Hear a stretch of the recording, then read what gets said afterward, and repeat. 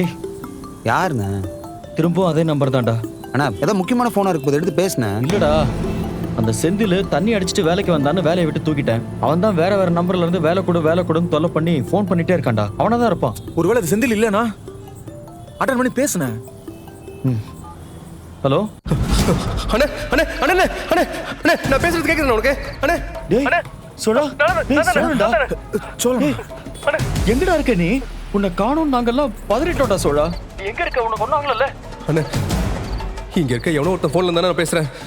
ஸ்பீக்கர்ல போட்டிருக்கேன் அண்ணே. அண்ணே உன் வாய்ஸ் கேட்டு யாராவது வந்துட போறாங்க அண்ணே. குண்ணா ஸ்பீக்கர்ல போனேன்.